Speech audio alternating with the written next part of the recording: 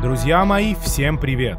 Настало время вновь поговорить об бета-войне Альянса. В чем суть события, советы и тактики, как анализировать противника. Обо всем этом поговорим с вами сегодня. На канале уже есть видео, где много вводной информации о рангах, наградах и в целом об этом событии. Сегодняшнюю информацию подготовил для вас ответственный за бета-войну в моем Альянсе. Сейчас наш ранг мастер 25 звезд. Итак, начнем. Бета-война Альянса — это еженедельное событие, которое можно разделить на два этапа. Этап регистрации, который проходит с понедельника по среду, и этап боев с четверга по субботу. Рассмотрим более подробно этап регистрации.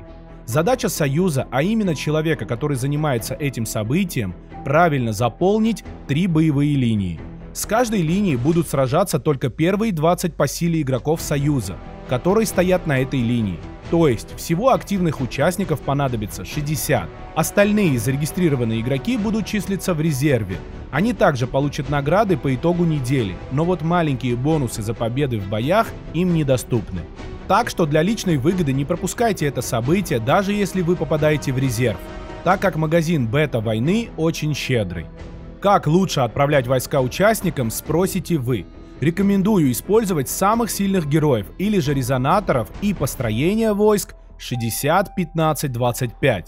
Героев-резонаторов используем только при условии, если их особый навык улучшен до 4 звезды и выше. Почему нужен именно такой уровень, мы говорили в ролике о резонирующих героях, и надеюсь, многие из вас уже выучили это условие. Таланты шефа необходимо переключить на ветку войны. Я рекомендую распределить очки талантов по нижней линии, которая повышает смертоносность с акцентом на прокачку пехоты и охотников. Перед регистрацией обязательно нужно активировать навык «Массовый марш-бросок» на увеличение похода.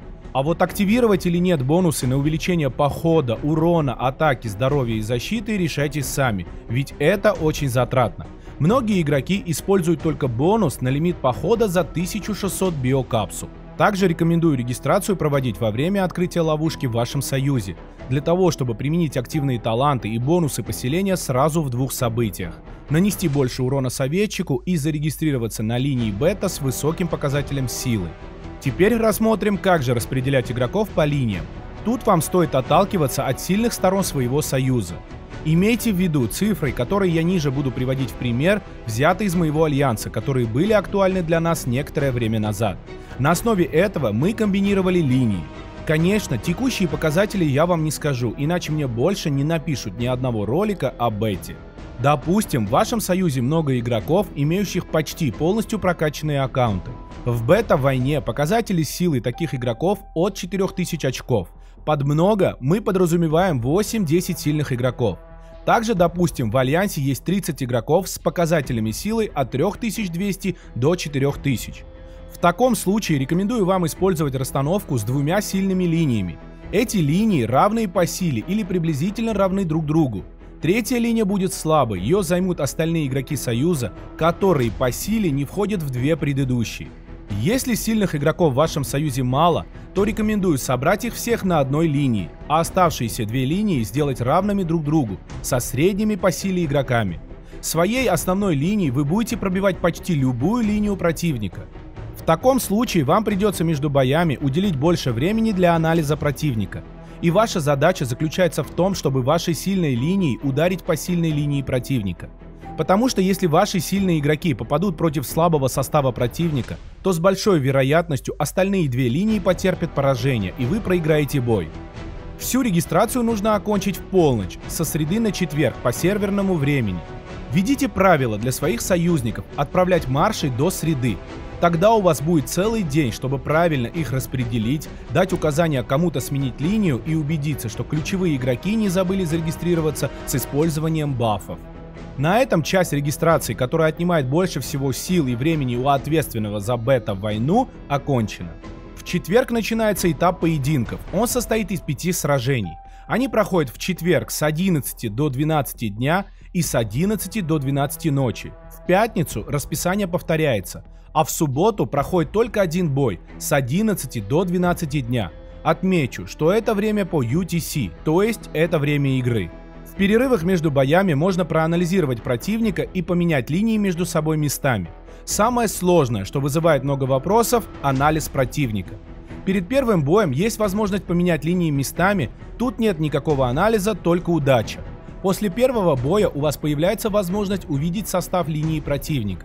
Учтите, что вы видите расстановку линии с прошлого боя, а не текущее положение линии в реальном времени. Итак, ваша задача – анализировать противника и менять местами свои линии, чтобы добиться победы. Полноценный анализ можно проводить после второго боя. Под полноценным анализом подразумевается, что, имея информацию по составу линии противника, вы можете сравнить их со своими линиями и понять, какие линии вы пробиваете, а какие нет. Далее нужно понять, как действует противник, чтобы подловить нужные линии. Для этого рекомендую смотреть, как менялась расстановка линий противника после каждого боя. Итак, как обычно ведет себя противник? Первый вариант и самый простой. Есть союзы, которые не меняют линии с самого первого боя и до самого конца. Это самая легкая ваша добыча. В таком случае просто размещайте свои линии так, чтобы пробить противника. Но на более высоких рангах такое встречается редко. Второй вариант, с которым вы можете столкнуться, немного посложнее. Есть противники, которые просто меняют все 3 линии местами после каждого боя. Вам просто нужно предугадать расстановку линий, которая будет у противника на бой с вами. Это звучит, может быть, и сложно, но сделать намного легче. Особенно к 4-му и 5-му поединку. То есть в их перестановках прослеживается логика. Например, правая линия всегда становится левой, левая средней, а средняя переходит направо. И так они делают на протяжении всех 5 боев. Следующий тип противника. Есть союзы, которые, как и вы, анализируют бои, но зачастую анализ ограничивается только последним боем перед вашей с ним встречей. Тут рекомендую взять свою расстановку, посмотреть, какие линии противника пробивают ваши линии, и сделать расстановку так, чтобы он своими сильными линиями ударил ваши слабые, а 3-ю линию не смог пробить. Как понять, что перед вами именно такой союз?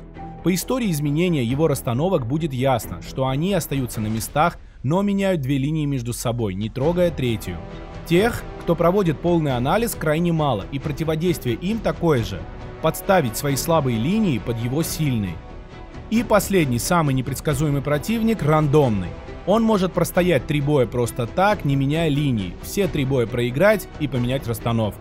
Может наоборот, менять пару линий несколько боев, а потом взять и не поменять свои линии, или наоборот поменять все 3. Такого противника не предсказать и не проанализировать, тут вам поможет только удача. Кроме этого, я знаю, что есть союзы, в которых ответственные за бета-войну Альянса ведут журнал боев, в котором расписывают, как играл каждый соперник. Таким образом, когда они повторно встречаются с соперником, они находят его предыдущее поведение, и им легче строить предположение о том, как противник будет играть в этот раз. Именно поэтому нельзя играть по одному и тому же принципу слишком долго. Нужно регулярно пересматривать план игры по этому событию внутри своего союза. Также напомню, что если вы отправили свои войска на линию, но вышли из Альянса до окончания этапа регистрации, то есть до окончания среды, то ваша регистрация слетает. Если вы покинули Альянс в четверг, пятницу или субботу, то ваши войска все равно будут сражаться в бете. Если вы не вернетесь в Союз до 12 часов по UTC в субботу, то вы не получите награды Альянса за сражение в бета-войне Альянса. В конце прошлого ролика, который был опубликован более года назад, я сказал, что если вы обратитесь ко мне лично, то я расскажу вам небольшой секрет. Итак, сейчас я готов рассказать это всем.